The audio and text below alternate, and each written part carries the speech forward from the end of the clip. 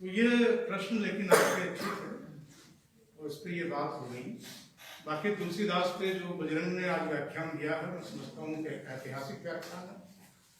और जब चर्चा हुई थी कि तुलसीदास ने गोष्ठी करनी है, तो हम सब लोगों ने ये तय ही किया था कि इस पर बजरंग का व्याख्यान जरूर होना चाहिए। और बजरंग ने हमारी सारी उम्मीदें पूरी की, उन्होंने पूरी तैयारी के साथ बात की। गोपेश्वर जी तो विशेषज्ञ भक्ति काल के हैं और उनके ऑब्जर्वेशंस काफी इम्पोर्टेंट हैं। सहमति और असहमति के बिंदु हमेशा रहेंगे। अगर मैं ये कहूँ कि बजरंग ने जो कहा या गोपेश्वर जी ने जो कहा वो बहुत अच्छा था, तो उसका मतलब ये नहीं है कि मैं सारी स्थापनाओं से और सारी बातों से सहमत हो सकता हूँ। कुछ सवाल जरूर हमेशा बचे रहते हैं। जैसे कि ये बात कही जा रही है कि ठीक है, तुलसीदास वर्ण व्यवस्था के समर्थक थे और कबीरदास नारी निंदक थे, तो कोई बात नहीं, हमें ये मान लेना चाहिए कि ऐसा था। और उसके बाद भी, इसके बावजूद वो एक महान कवि थे। तब ये प्रश्न तो उठता ही है कि क्यों वो इसके बावजूद महान कवि थे। यानी क्या संवेदना, अगर हम ये कहें कि भाई एक गहन संवेदना मिलती है या हम कहें कि विराट जीवन मिलता है, तो ये ध्यान रखने की बात है कि ये बहुत प्रॉब्लमेटिक है, क्योंकि संवेदना का रिश्ता हमेशा विचार से होता है। एक गलत विचार के साथ बहुत गहरी संवेदना नहीं महसूस की जा सकती है, ना ही कोई विराट जीवन हो सकता है। क्योंकि अगर तुलसी के समाज में अगर विराटता दिखती है, तो आज बहुत से लोग कह रहे हैं कि नहीं, तुलसी का वो समाज तो बहुत संकीर्ण समाज है। उसमें जो व्यापक समाज है, जो विराट जनता है, जो श्रमिक वर्ग है, जो जाति से पीड़ित बड़ा समाज है, उसके दुखों का कहीं एहसास ही नहीं है। हालांकि बजरंग जी ने कहा कि उसने जाति के अपमान की का दुख सबसे पहला दुख है, लेकिन अब वो जाति के अपमान का जो तुलसीदास में है वो ठीक ठीक कैसा है, और अगर वो है तो फिर वर्णाश्रम का समर्थन कैसे है। ये सब थोड़े मुश्किल सवाल हैं। हालांकि बजरंग ने इसकी भी एक व्याख्या की कि भाई वो हायरार्की तो चाहते हैं, लेकिन वो एक तरह की उदार हायरार्की चाहते हैं।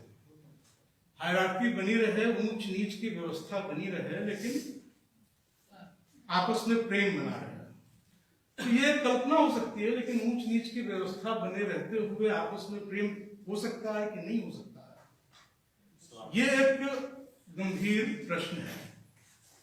अब जैसे प्रेम की बात हुई, बात सच है, तुलसीदास ने प्रेम को एक मूल्य के रूप में अपनी कविता में स्थापित किया, इसलिए कविता अच्छी लगती है।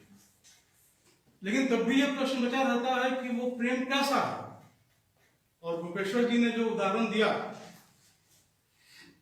वो बड़े काम का है उस मामले में, कि क्या आज हम प्रेम की इस धारणा को स्वीकार कर सकते हैं कि पुरुष जो है आगे आगे चले तो स्त्री इस बात का ध्यान रखते हुए चले कि उसका पैर ना पड़े उनके चिन्हों पे।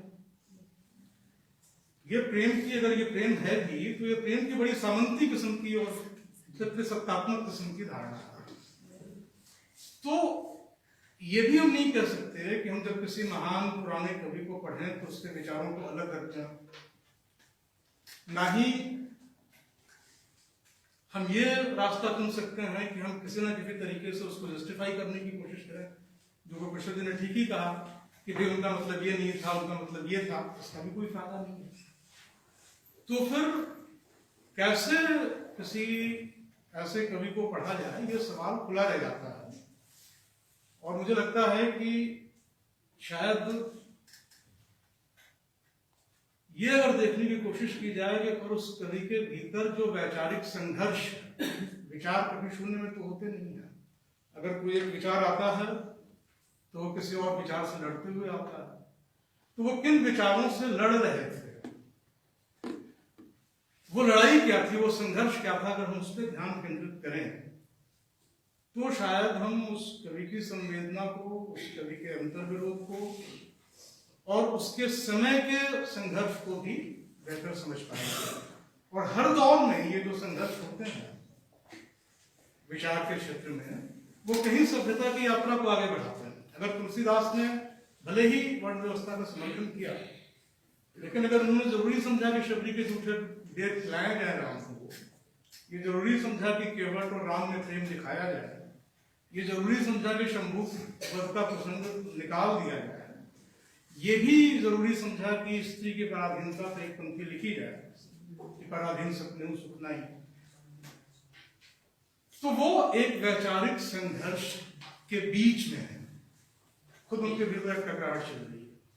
राम है, लक्ष्मण की मृत्यु पर विलाप करते हुए कहते हैं कि नारी हानि विशेष क्षति नहीं, स्त्री मर गई कोई विशेष क्षति नहीं हुई, भाई को अगर मैंने खो दिया तो उससे बड़ी कोई क्षति नहीं होगी।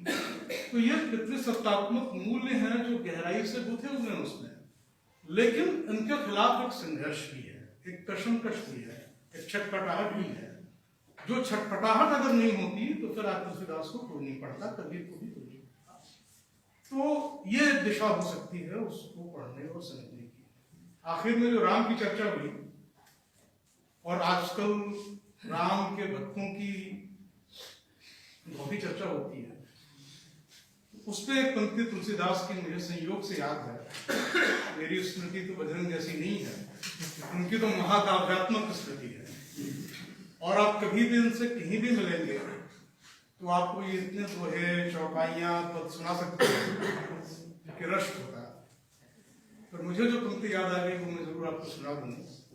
तुलसीदास कहते हैं कि वंचक भगत कहाई राम के, वंचक भगत यानी भक्त, वंचक भगत कहाई राम के, किंकर कंचन कोह काम के। कहलाते तो है राम के भक्त, लेकिन ये क्रोध काम और कंचन के सेवक हैं, किंकर है। भक्तों का तो चरित्र चित्रण इस तरह उन्होंने किया। पर जो अगली पंक्ति है वो और भी मार्मिक है, जिसमें वो कहते हैं कि तिन्मह प्रथम रेख जग मोरी, धींग धर्मध्वज धंधक धोरी।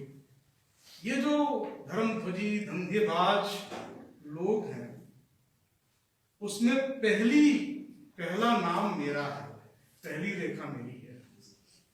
ये उस महान कवि की विनम्रता है कि वो अपने ही समाज की घनघोर भर्त्सना आलोचना करते हुए, ये दिखाते हुए भी कि वो सचेत है उससे और वो निंदनीय है, पर अपने को उससे अलग नहीं करता है। बहुत बहुत धन्यवाद, बहुत अच्छा।